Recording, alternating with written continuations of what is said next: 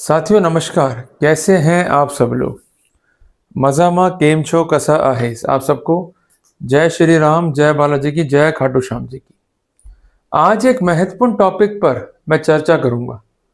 ये टॉपिक जुड़ा हुआ है प्रिवेंशन ऑफ करप्शन एक्ट से। सबसे पहले हम नोट डाउन करते हैं समस्या को। कई बार ऐसा होता है कि आपको सीबीआई या विजिलेंस या एसीबी के द्वारा रंगे हाथों नहीं पकड़ा जाता है।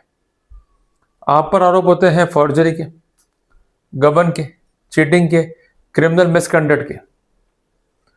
तो ऐसी स्थिति में कॉज ऑफ एक्शन से काफी लंबे टाइम बाद मैटर रिपोर्ट होता है। उस रिपोर्ट पर ही जांच करते रहते हैं। 2 साल, 3 साल, 4 साल में ये एफआईआर काटते हैं और उसके भी लंबे टाइम बाद आरोपी को चार्जशीट किया जाता है और लगातार उसको प्रोसीडिंग्स में ड्रैग करके रखा जाता है। तो ऐसे सिनेरियो में जहां पर प्रोसीडिंग्स डिलेड है, जिसका कोई जस्टिफिकेशन नहीं है, तो क्या ऐसी प्रोसीडिंग को रद्द किया जा सकता है? तो हम इन शॉर्ट ये कह सकते हैं, whether on ground of delay the proceedings under prevention of corruption act could be set aside quashed और नॉट। जो ये समस्या है इसका उत्तर दिया है ऑनरेबल पटना हाई कोर्ट ने। जजमेंट का डेट है 22 अगस्त 2025। जीवेंद्र बनाम स्टेट ऑफ बिहार जजमेंट का टाइटल है। तो हमको यहाँ पर जो बेसिक जानकारी है केस के बारे में वो प्राप्त होगी। अब आते हैं तथ्यात्मक स्थिति की तरफ। इस केस में क्या हुआ था कि आरोपी जो हैं उन पर चार्ज लगाया गया धारा 109, 120 बी, 201, 409, 420 आईपीसी के तहत, और इसके साथ साथ धाराएं जोड़ी गई फॉर्जरी की, जो कि थी सेक्शन 467, 468, 471, 477 ए, 465 ऑफ आईपीसी, और इसके साथ साथ धारा 13 sub clause 1 sub clause C PC act का चार्ज लगाया गया, और इसके साथ साथ धारा 13 सब क्लॉज 2 पीसी एक्ट को जो है जोड़ा गया।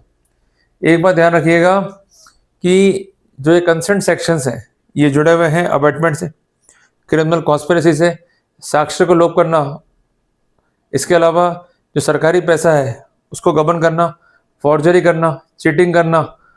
और एक बात ध्यान रखिएगा कि धारा 409 IPC is resemble with section 13 sub clause 1 sub clause C of PC act. दोनों ही धाराएं ये कहती हैं कि अगर कोई लोक सेवक गबन करेगा सरकारी प्रॉपर्टी का तो ऐसी स्थिति में वो जिम्मेदार होगा।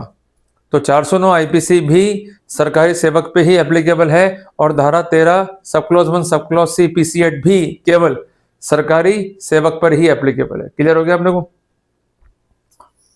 आरोप ये था एजेंसी का कि इन लोगों ने बनाया फेक बिल और इससे पैसा जो है विड्रॉ किया, और ये विड्रॉल था काफ़ी एक्सेस में as compare to the allotted budget.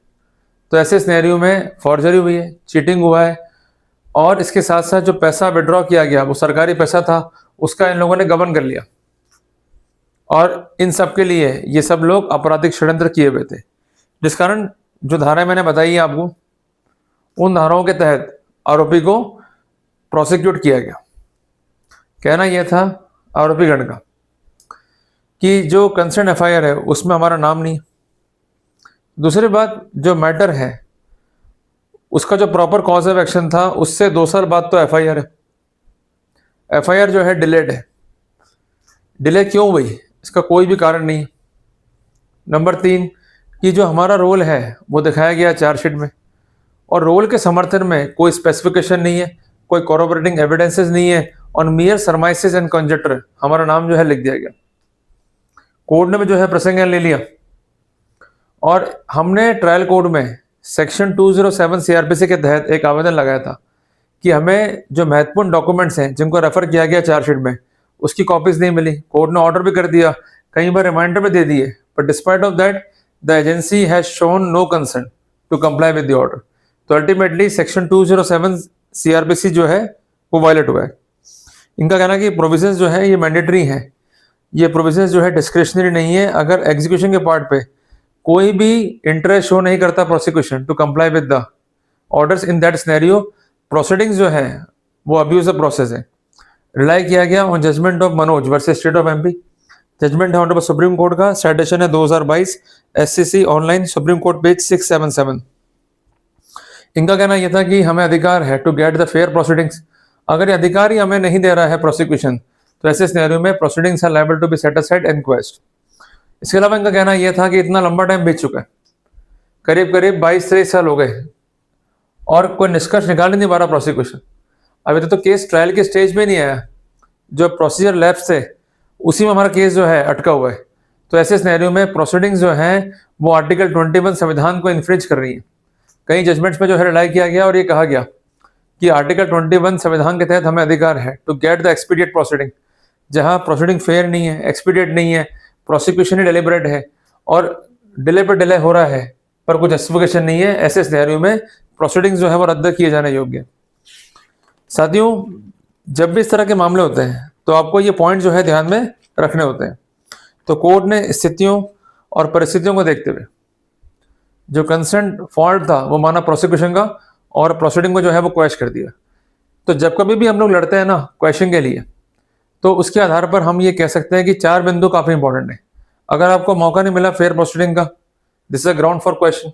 अगर मौका नहीं मिला एक्सपीडिएट प्रोसीडिंग्स का, मीन्स डिले पर डिले हो जा रहा है और नुकसान आपका हो रहा है, तो वहां पर आपको अधिकार है क्वेश्चन का। तीसरी इंपॉर्टेंट बात यह है कि कोई भी ऐसा एक्ट आपके पार्ट पर नहीं होना चाहिए जिसके आधार पर यह कहा जा सके कि जो भी डिले हुआ है वो आपके पार्ट पे, मीन्स आरोपी के पार्ट पे। अगर ऐसा है तो आपको ये बेनिफिट नहीं मिलेगा।